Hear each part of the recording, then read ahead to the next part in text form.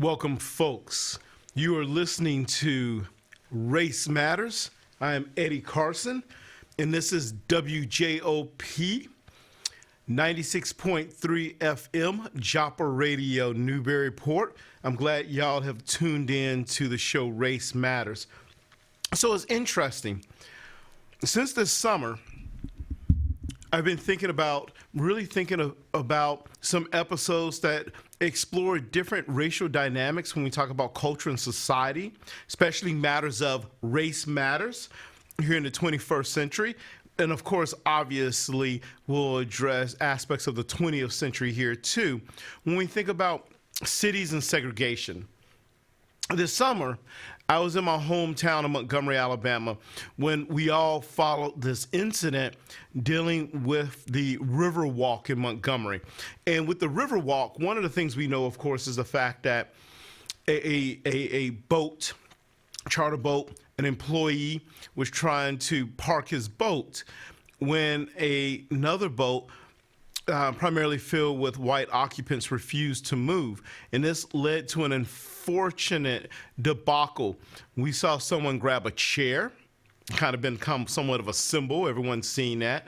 We saw someone toss their hat up, somewhat of another symbol in my hometown of Montgomery, Alabama.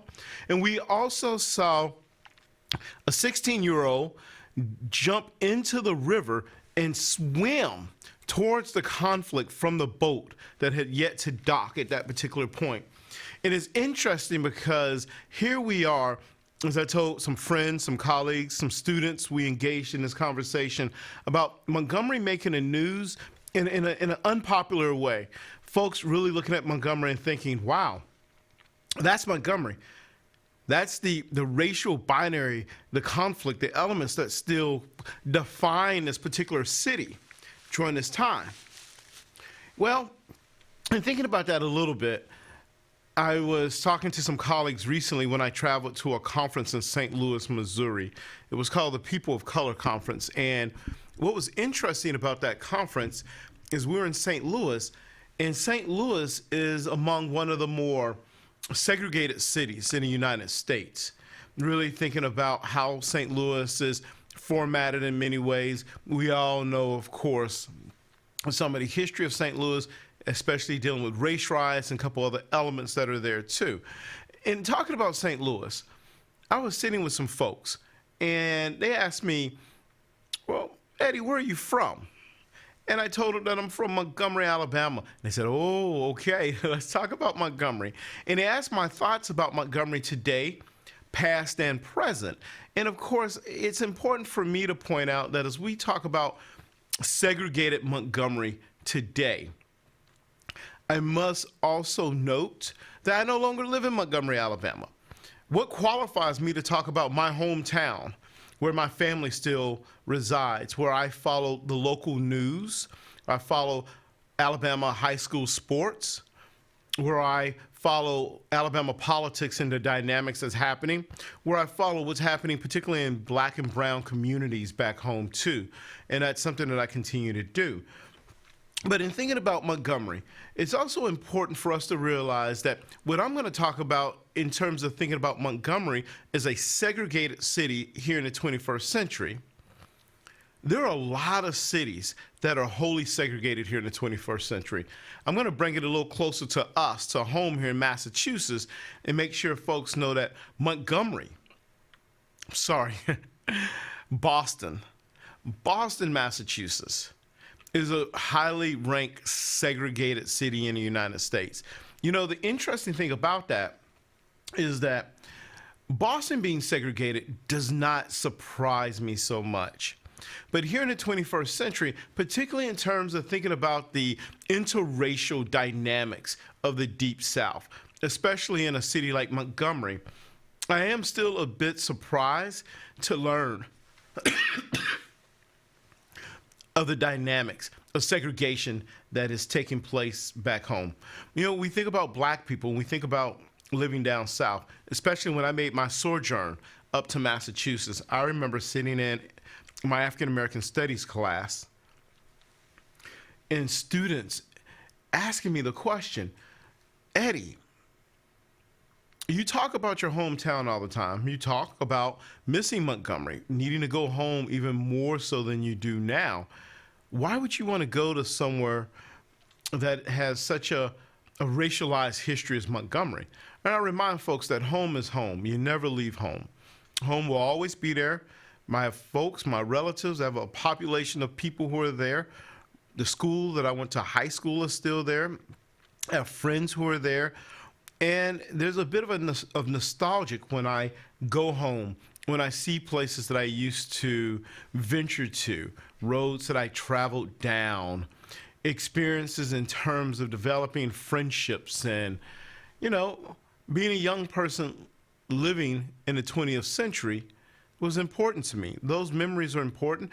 And those aren't muscle memories, folks. Those get flexed quite a bit, particularly as I read and delve into the nomenclature, thinking about race, especially within the binary of black and white, in a polarized country when it comes to race relations.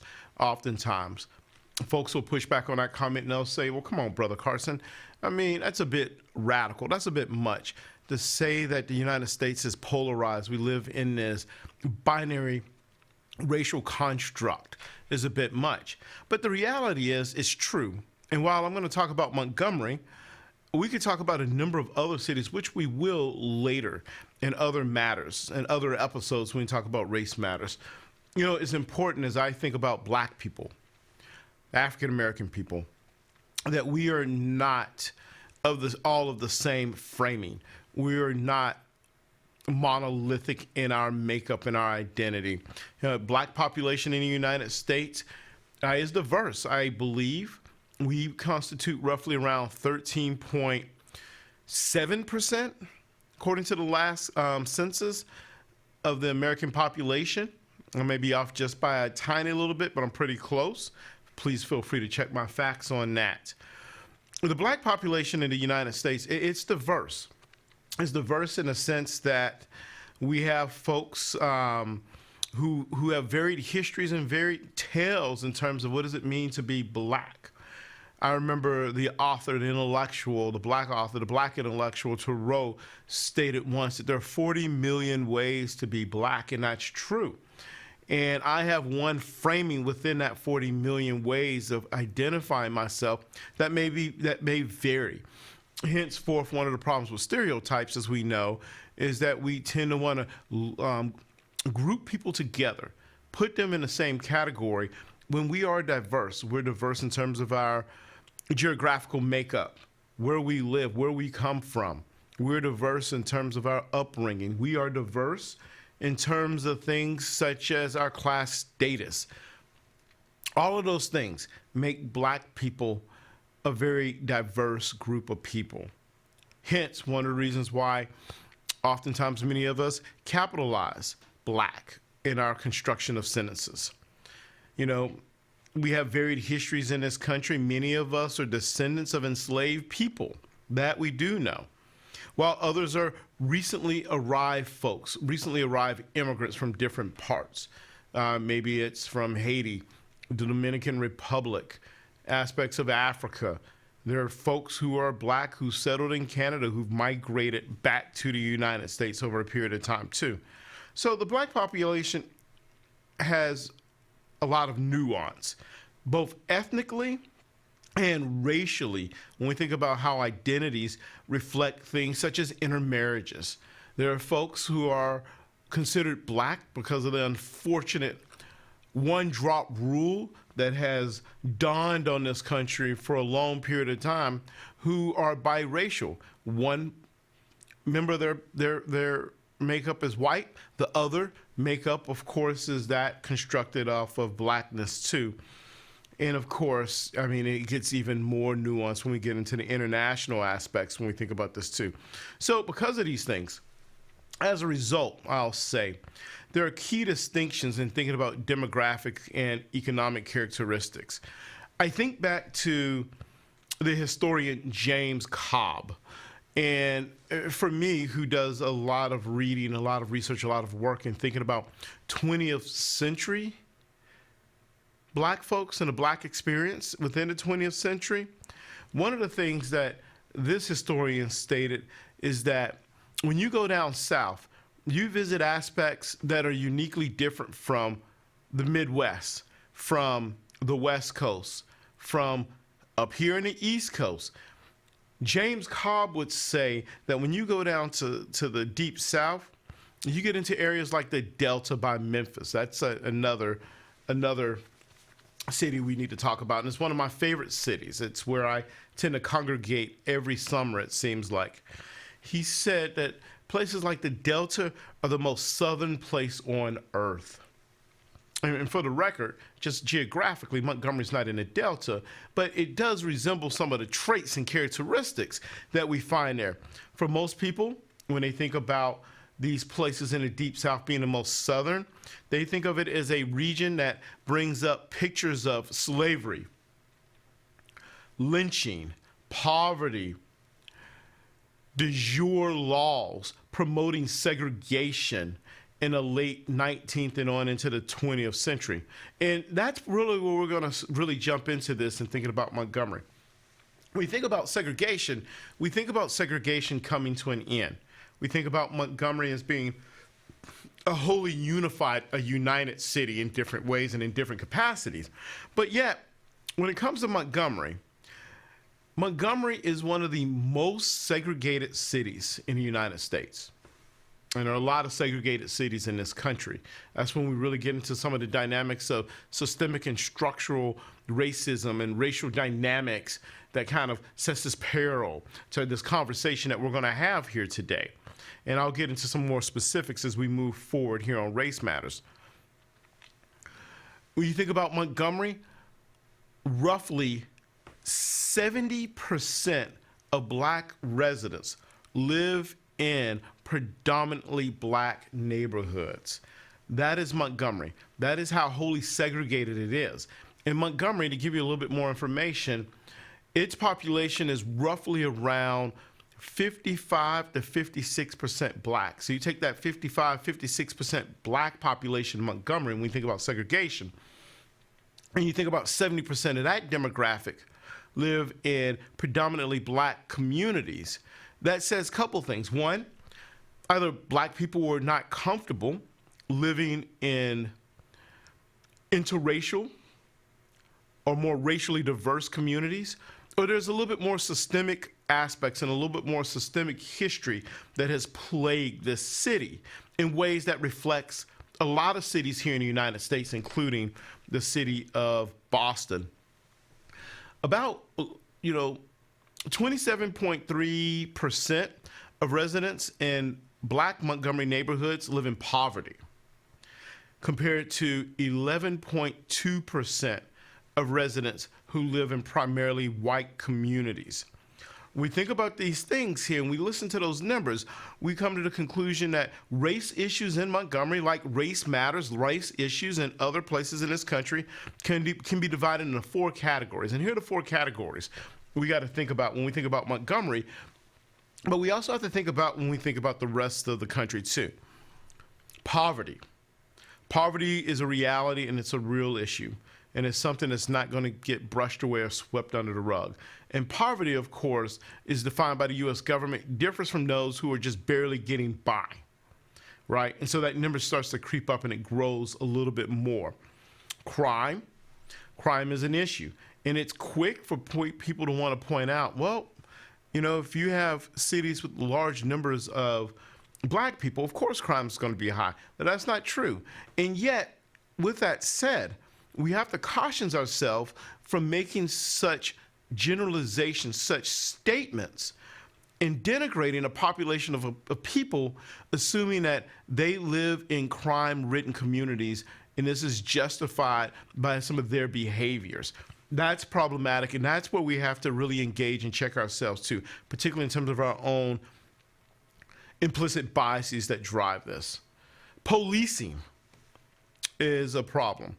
And I always say this, from when I lived in Montgomery to looking at Montgomery today in the 21st century, I will say the MPD, the Montgomery Police Department, is much more diverse racially than it was when I lived in Montgomery.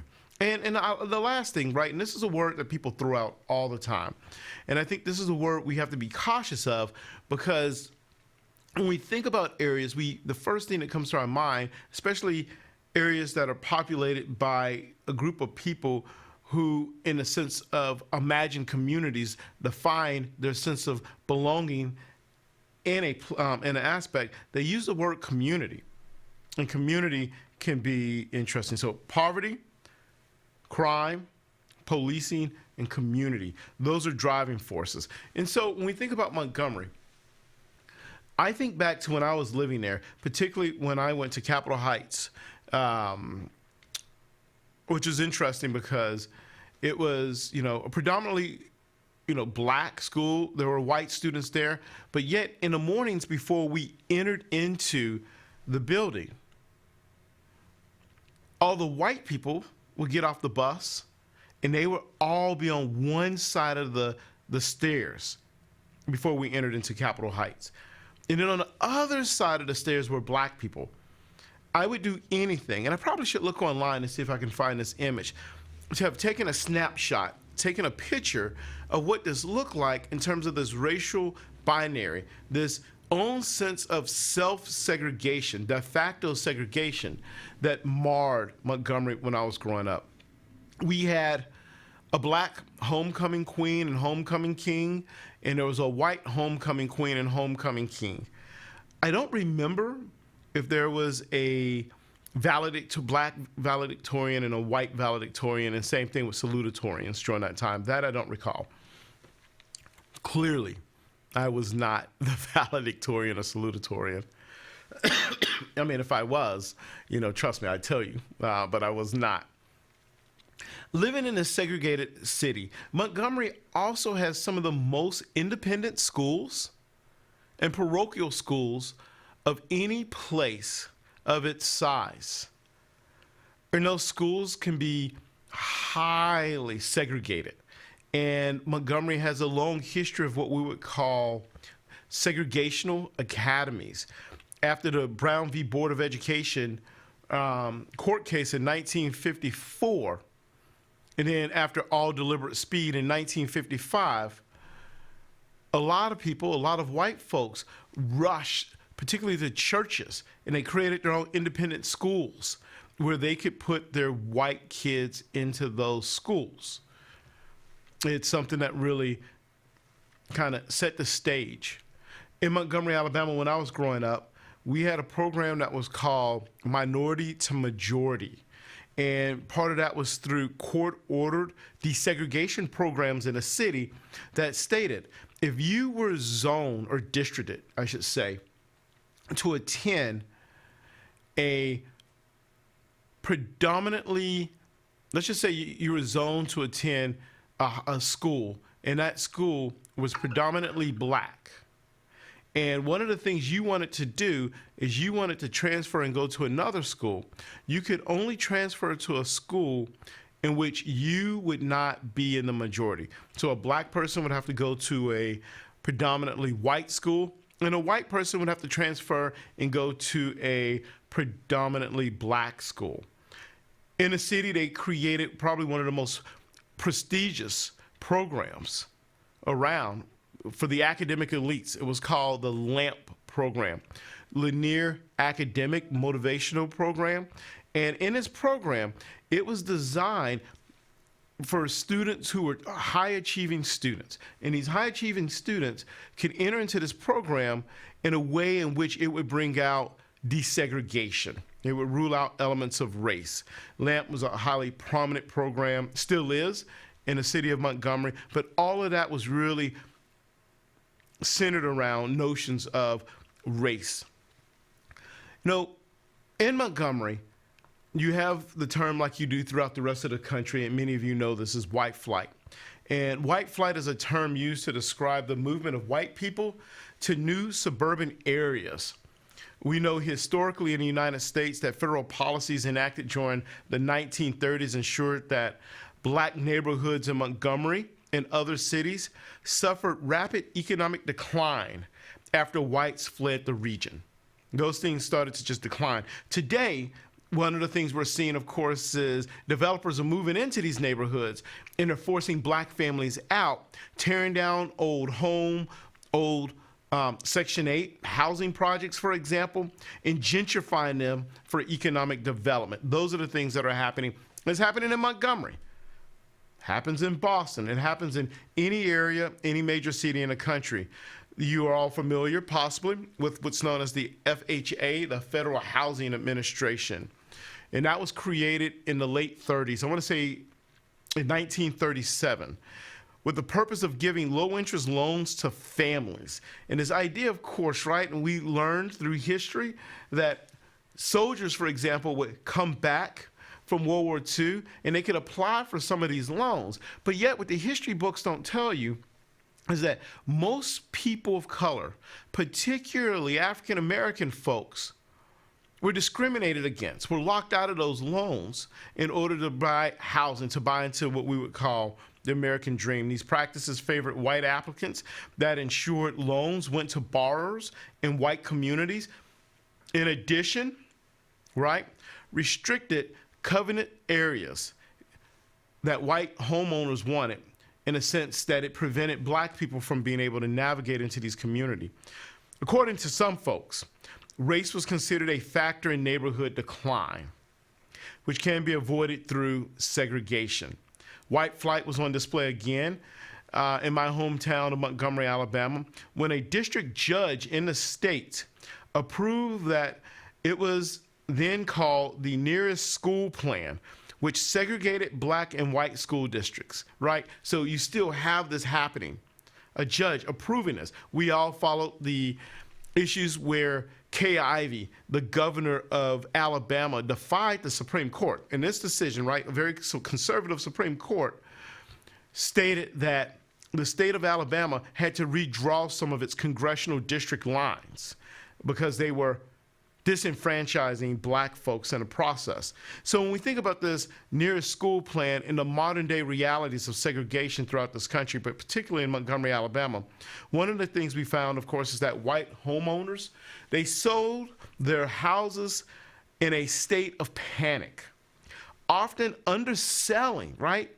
Underselling and incurring large losses, steering people towards particular neighborhoods based on race, which was also one of the root causes of economic decline in certain areas of Montgomery, particularly for black people. White people seeing systemic changes happening, dumping their houses and fleeing. Today in Montgomery, you have white flight. Particularly, a lot of people are moving out to the outskirts of Montgomery areas, particularly such as Prattville, Alabama. My brother lives in Prattville. I have an aunt that lives in Prattville.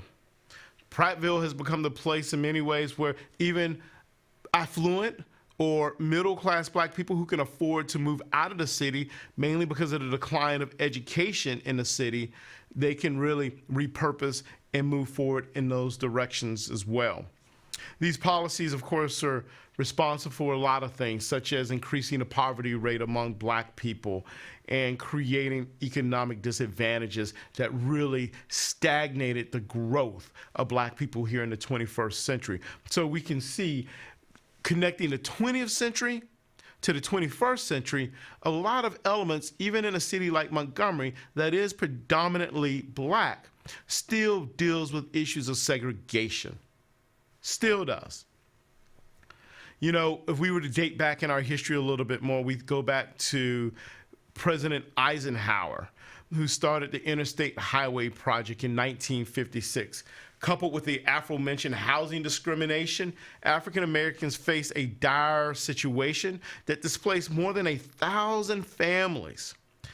In my city, right, everyone knows you have Interstate 65 and you have Interstate 85 that's spearheaded by a highway director who was also a high-level member of the KKK during that time. And they orchestrated organizing the city racially in the past in a way that kept black people segregated, kept white people segregated, all right?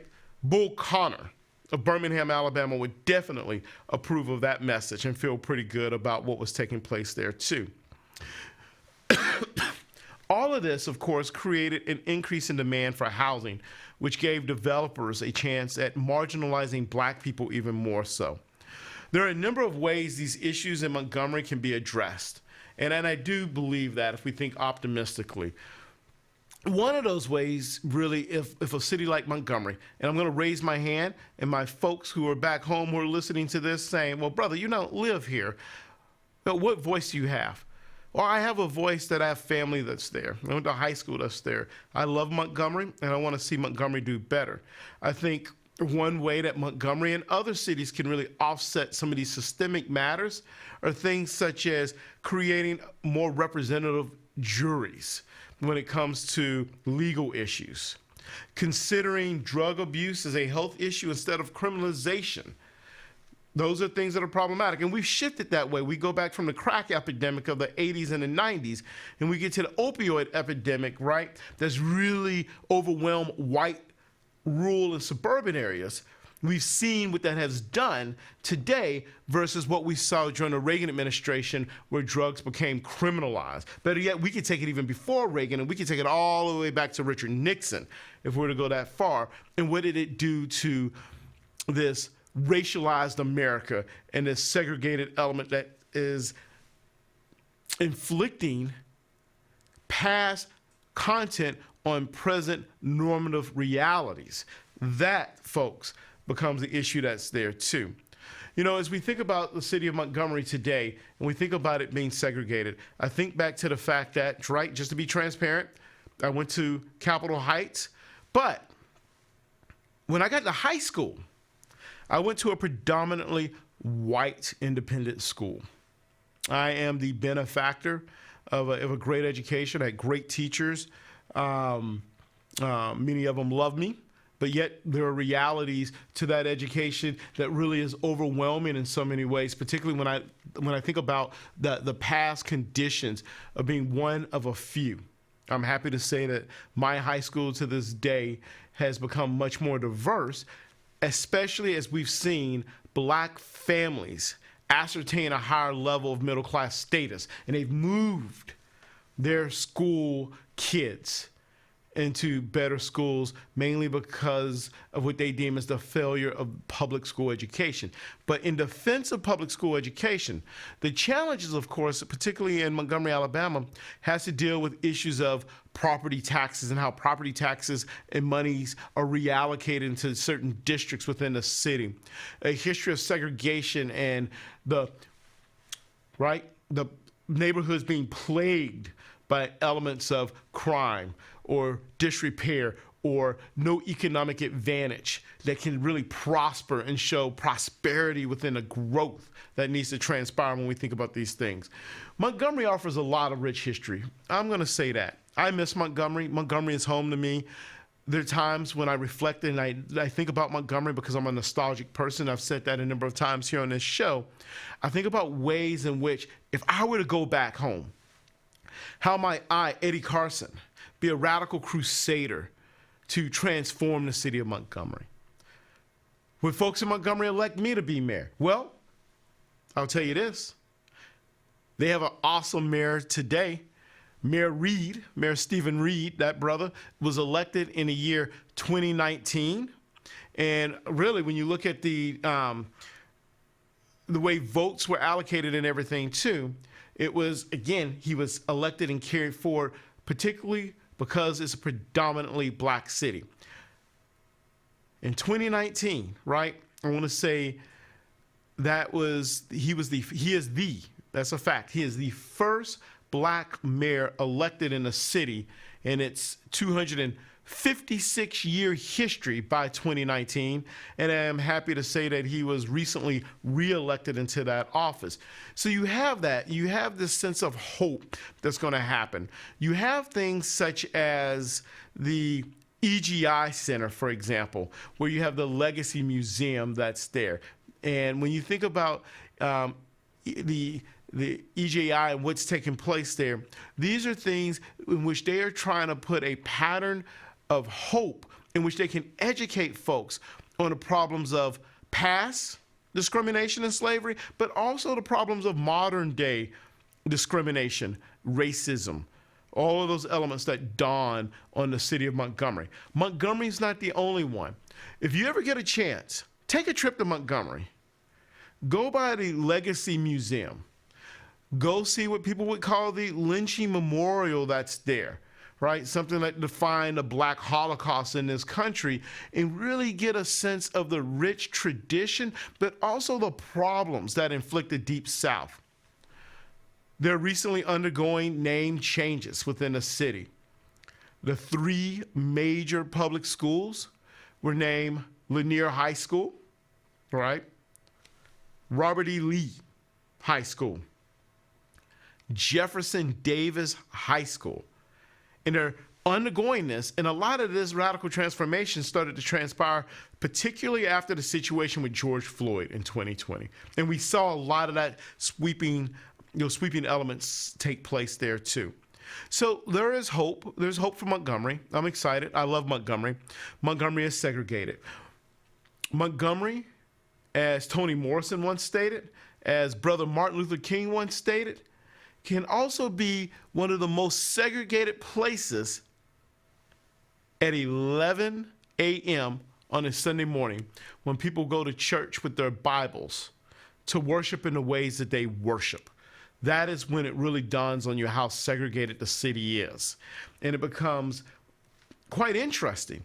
As someone who dabbled with churches a little bit growing up, right? I would attend some of the white churches, particularly within the churches of Christ, and there were no black folks in those churches, folks. I remember at times having experiences where I would show up with a white friend, and I would learn back that people would comment and say things like, you know, where Eddie's going to school, where he's going to college, they don't encourage that kind of interracial gathering to take place, do they? Those are the things that happen. Those are the things that I heard. Even in my private high school, the experiences there illustrated the fact that, sure, folks can gather together and they get all riled up over this football stuff, whatever, this Alabama-Auburn stuff. But yet, when you go to one of those games, even those games can be segregated. You go to one of the public high school games, those games can be segregated among folks. And that's just the reality. We could say that let's destroy segregation through the heart, but yet the reality, as Malcolm X once said, I get the heart. And I get that's what Brother Martin Luther King preached about. That's part of that notion of radical love, which I deeply believe in, with the heart. But in order to enact any kind of real systemic changes, that is going to have to happen through legal means, through legal action. You got to destroy the systemic matters that are in place. Those are the things that I want us all to keep in mind too. Folks, this is Race Matters. I am here at WJOPLP Joppa Radio, Newburyport 96.3. I'm Eddie Carson. I hope that you have ascertained a breath of something as I introduced you to one aspect of my city. But yet there are many positive and wonderful things about Montgomery too. So delve into it, do your own search, take a trip down there, reach out to me. Maybe I'll introduce you to my soul family. My mama can make she can make some mean collard greens. She'll hook you up, because one of the things about my mama is she doesn't care what your race is. She doesn't care what your sexual orientation is. What she cares about is she's going to give you a hug and she's going to love you. And she's going to invite you into her kitchen. She's going to invite you into her living room. And I think you'll find a lot of that stuff back home. Take care. Peace out. Thank you, folks, for chiming in to Race Matters.